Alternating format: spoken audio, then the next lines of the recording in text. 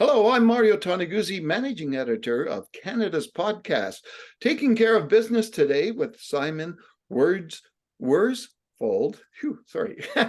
senior data communications manager with QuickBooks. Thanks, Simon, for joining us today. Yeah, glad to join you. Thanks for having me on. Well, I want to talk about some recent report that QuickBooks had, regarding some of the small business sector and some of the results there. The first thing I wanted to mention is the credit card spending, which is up 18% for small businesses. Can you talk a little bit about that, Simon? And is that, first of all, is that a surprise that it's up that much? And why is it up that much? Sure, yeah, I'd be glad to elaborate on that. For me, it's symptomatic of the pressure that small businesses are under. It's a tough time for small businesses right now, and that's really what this report tried to shine a light on. Is what is the current state of the small business economy in Canada, and really more importantly, what can we do to help them? It's something that honestly isn't getting enough attention, I think. We like to say small businesses are the engine of the economy, but then actually bigger businesses tend to get the lion's share of the attention. So this report really try to shine a light on what is happening with small businesses right now. What are we seeing? And one of the symptoms of the pressure that small businesses are under is this increase in credit card spending. Am I surprised that it's up? No, but I think what did surprise me was just how reliant small businesses are on credit cards for financing. It seems to be the kind of one of the go-to places for financing, and that's a trend we should be paying attention to. Yeah, and let me just ask you, when you're looking at the reasons behind this, what are the reasons for the spending being up? Well, I mean, the obvious one is inflation. As prices go up, of course, spending goes up as well. But the fact that the spending is being done on credit cards, they're not actually a bad thing, in and of themselves. Credit cards are very, very useful. They can be a really good way to expand your business. Imagine you've hired a new manager. You need to give them the power to spend and to make decisions. Absolutely, a credit card is important for that. But the fact that credit card spending has gone up this much, it's the path of least resistance, I think, as well for lending. It's what people are familiar with. We use credit cards in our daily life. And increasingly, we're seeing small businesses turning to credit cards for financing. And the other thing we know, just instinctively, but also from the report's findings, is how important financing of all kinds is to small business growth. And that's ultimately what we want to see, is stronger small business growth. Yeah. Now, the fact that this is going up substantially, what impact is that having on, say, the hiring process, and how many people as small businesses are hiring or intend to hire in the future, in the near future? Yeah, these things are absolutely intrinsically connected. In fact, the small business employment trends are the reason that we commissioned this report in the first place. Earlier this year, we launched the Intuit QuickBooks Small Business Index, which tracks small business employment very closely. It's a very, very useful measure of small business employment in Canada. And we saw a very interesting trend emerge in the index, where nationally this year, employment has grown in Canada in 9 of the first 10 months of the year. Now, it might only be a little bit in some months, but we have seen growth. In small business employment, it's actually been the exact opposite. We've seen small business employment declining in 9 out of 10 months of this year. So that was a head scratcher for us. We're seeing these kind of national employment figures go up, but small business employment has not. So we wanted to look at what are the reasons behind that. The hypothesis behind this was that inflation initially, and then the knock-on effect of higher interest rates, are the cause for that suppressed employment. And that's exactly what the report's authors found. Direct connection between the pressure of prices and then the fact that interest rates are going up means that it's harder for small businesses to get access to financing, and that suppresses their ability to grow. And that's what we've seen in the employment figures. Okay. One of the things that we've been seeing, in the last few years especially, is the growth of what's been termed as the solopreneur. What are you guys seeing, and what is the report seeing in that aspect of, I guess, of business out there? Yes, a very real trend, something we're seeing across the world. Canada is, very much alike similar trends we're seeing in the US, also in the UK, where I'm originally from. The pandemic was a big driver of it, for sure. There was a push and a pull. Pandemic made a lot of people reassess their priorities and think about, what they wanted to do in life. Some people were pushed into business ownership. It was the best way for them to make money. The other thing that is facilitating it is digital technology, for sure. It's opening up these entrepreneurial opportunities to people who may not have considered it before. Yeah. And it's people who, their goal is perhaps to remain as a solopreneur. Maybe they never want to have employees. The type of business they've established, they can either work completely independently, or perhaps with the occasional freelancer, the occasional gig worker, when they need to expand.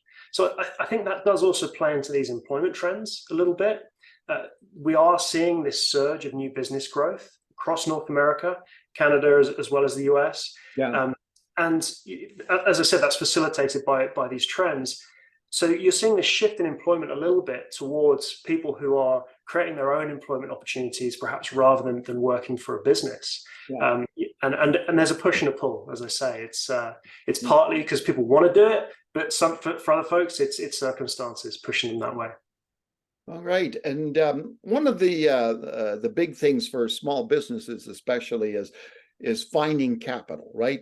Capital to grow, to invest in, that type of thing.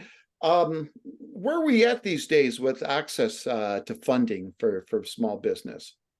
Yeah, it's an ongoing challenge for small businesses to get financing. It's an ever-present challenge. What we found in the report is particularly the case, and this makes sense, particularly true for younger and smaller businesses. So the newer your business is, the smaller it is, the harder it is to get access to financing. And it's credit history, it's assets. These are things you need, for a successful funding application. And these are the businesses that are least likely to have these things. So it's harder. And that for me gets to a real catch-22 for the bigger picture for the economy, because those new businesses have so much potential. That is where we're going to see innovation. We also know that if they do go on to create jobs, they create jobs much faster than bigger businesses, than older businesses. Yeah. So they're critical. They're critical to the future of the economy. So finding ways to unlock that financing and make it possible for these newer businesses is critical. It's critical for the economy today, and perhaps more so for tomorrow.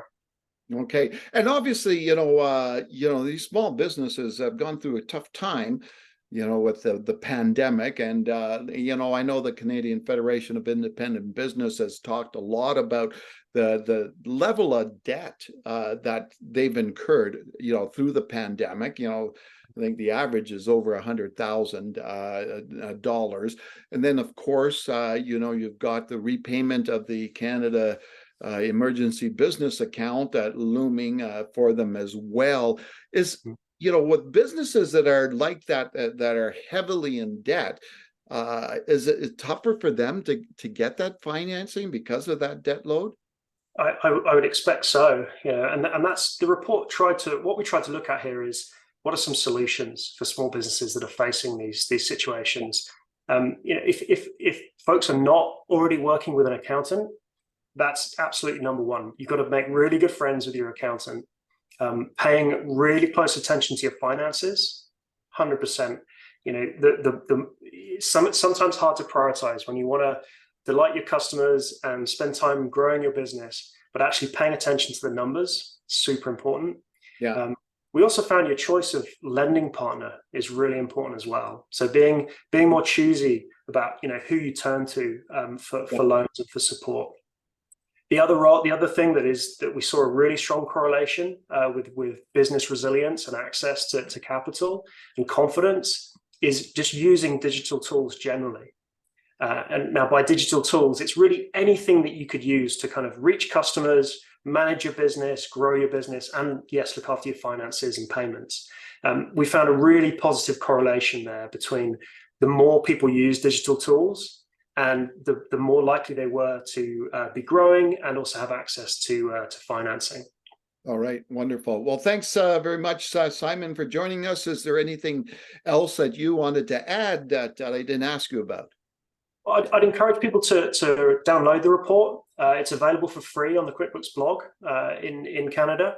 It's a big report, but it does go into real detail about, if you want to learn, where are small businesses most concentrated in Canada, which industries, which regions, what are the current challenges they're facing, then yeah, please do look at the report. It's a really good piece of work. And, ultimately, we want to help more of Canada's small businesses grow and succeed. Yeah, and sorry, I was going to say this was the last question, but I got one more. Sure. So, when you talk about that, can you talk just a little bit about the scope of small business in Canada, and I guess its reach in the country and its impact on the overall economy? Yeah, absolutely. I mentioned this earlier, how people often say, kind of in passing, small businesses are the engines of our economy. Yeah. But this report actually puts some really good numbers on just how big that engine is. 99% of all Canadian employers have less than 100 employees. So by a broad measure of small business, 99% of employers are small businesses. Yeah. And they're providing jobs for almost half of Canada's workforce, about 47% of the workforce. So, this is affecting a huge proportion of the country. And in fact, the further north you go in Canada, the more likely you are to find small businesses. There's a really strong geographic trend as well. Interesting. All right, Yeah. wonderful. Well, thanks again, Simon, for joining us. Yeah, glad to. Thanks for having me on.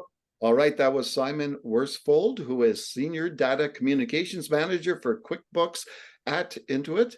I'm Mario Toneguzzi, Managing Editor of Canada's podcast, Taking Care of Business. Thanks for joining us today.